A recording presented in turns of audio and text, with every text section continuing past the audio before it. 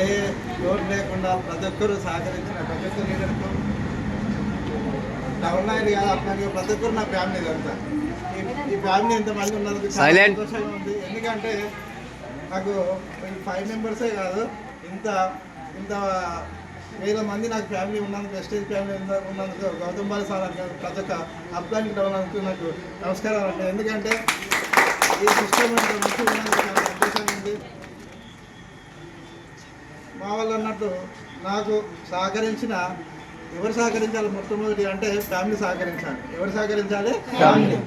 So నా ఫ్యామిలీకి ఎప్పుడు నేను రుణపడి ఉంటాను. ఎల్లకాలం నాకు ఇంత మంచి ఫ్యామిలీ ఇచ్చినందుకు అందరూ బాధపడుతూ ఉంటారు, ఎందుకంటే చెల్లెలు ఎక్కువ తక్కువ అని.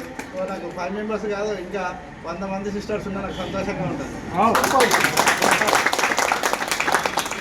ఎందుకంటే ప్రతి ఒక్కరు నా ఫ్యామిలీకి వచ్చిన టీంలో ఎవరైనా సరే రావాలంటే నేను అమ్మాయిలకు ఎక్కువ ప్రోత్సహిస్తాను. ఎందుకంటే వాళ్ళ బాధలు ఉంటాయి, వాళ్ళ బాధలనే రేపటిని ఎవరైనా సరే ఫ్యామిలీ పోషించాలంటే లేడీస్ బాయ్స్ అనే ఉంటారు. బాయ్స్ కంటే ఎక్కువ స్ట్రగుల్ చేసేది ఎవరంటే లేడీనే.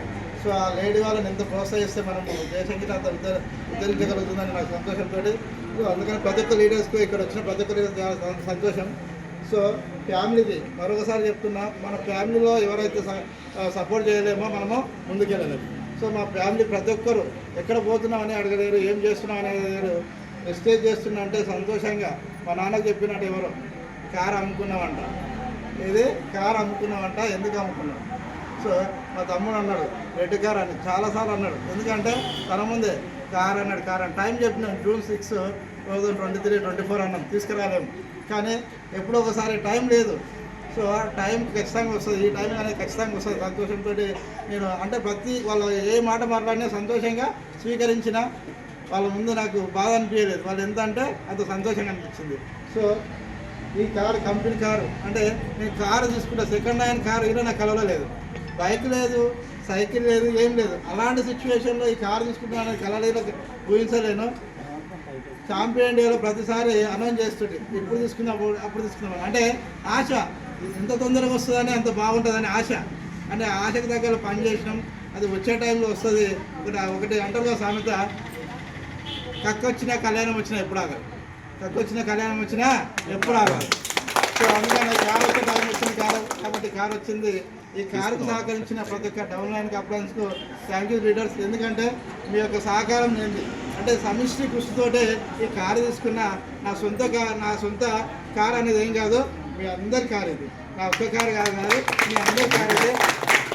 మీరు ఏంటి ప్రతి ఒక్క ఈ కారు కానీ దండ కానీ ఏది తీసుకున్నా నా యొక్క శ్వాస కాదు, మీ అందరి శ్వాసతో పనిచేస్తుంటారు. మీరు అందరూ మీకు సహకరించిన థ్యాంక్ యూ లీడర్స్.